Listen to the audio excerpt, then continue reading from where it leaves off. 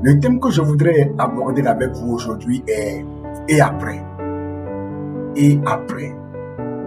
Il y avait un étudiant qui était en train de passer son dernier examen. Et son professeur lui demande « Voilà, tu es en train de passer ton dernier examen. Dis-moi, qu'est-ce qui va suivre ?»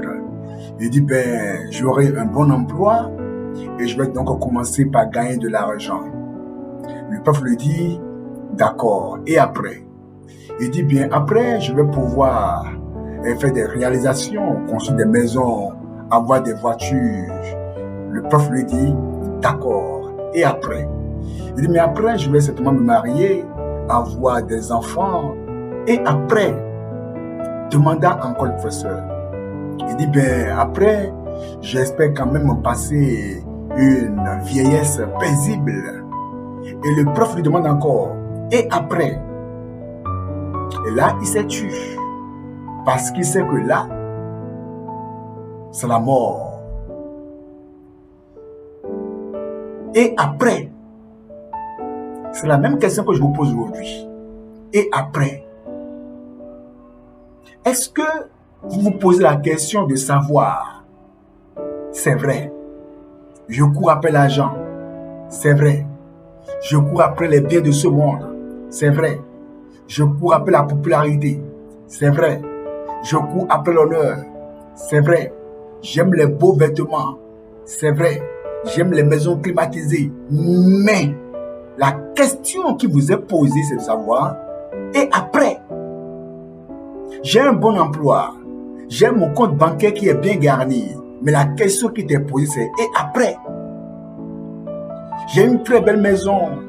Je suis honoré, considéré par beaucoup de personnes. Partout où je passe, les gens m'aiment. J'ai beaucoup d'amis sur Facebook, beaucoup d'amis sur TikTok. Oui, mais et après? Et après? La question est de savoir, est-ce que vous pensez que la vie se limite seulement aux biens de ce monde? Vous pensez que Dieu va vous créer juste à cause de l'argent, à cause des biens de ce monde, que Dieu va vous créer juste à cause du mariage, juste à cause des enfants, que Dieu va vous créer juste à cause de l'habillement, à cause de l'honneur, de la popularité? Pensez-vous que Dieu va vous créer rien que pour des choses terrestres et éphémères? La réponse est non. La réponse est non. Dans ce monde, il y a une bonne part qu'il faut choisir, exactement comme lorsque Jésus-Christ répondait à Marthe en disant « Marthe, Marthe, tu t'agites pour beaucoup de choses, mais Marie a choisi la bonne part qui ne lui sera point ôtée. » Et la question que je vous pose, considérez que tout ce monde vous appartenait. Considérez que toutes les belles voitures de ce monde sont votre propriété. Considérez que toutes les belles femmes de ce monde sont à vous. Mais après, vous savez quoi? Des gens ont eu l'argent plus que vous. Les gens comme Salomon ont eu l'argent plus que vous. Les gens ont eu plus d'honneur que vous. Les gens ont eu plus de gloire que vous. Quel genre de gloire, d'honneur cherchez-vous dans ce monde? Vous savez quoi? Une seule chose est importante. Marie a choisi la bonne part qui ne lui sera point ôtée. La bonne part, c'est quoi? La bonne part, c'est de s'asseoir dans les paroles de Jésus et de marcher conformément à sa parole. La bonne part, c'est de donner sa vie au Seigneur, comme c'est écrit dans Jean 3, verset 3, que si un homme naît de nouveau, il ne peut voir le royaume de Dieu. La bonne part, c'est d'accepter Hébreux 12, 14 qui dit « Recherchez la paix avec tous et la sanctification sans laquelle personne ne verra le Seigneur. » La bonne part, c'est de combattre le bon combat de la foi, de vivre et de lutter pour les choses à portée éternelle. La bonne part, c'est de se tenir dans les vérités immuables de la parole de Dieu. La bonne part, c'est de comprendre que vous êtes sur terre pour une mission et que vous avez un compte à rendre par rapport à cette mission-là.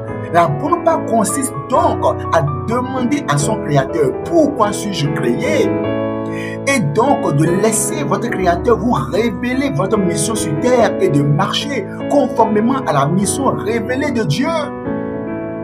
La bonne part, ça consiste donc à comprendre que la direction dans laquelle on est plus importante que la course parce qu'il y a beaucoup qui courent, mais sans aller nulle part. Vous courez, mais comme battant l'air.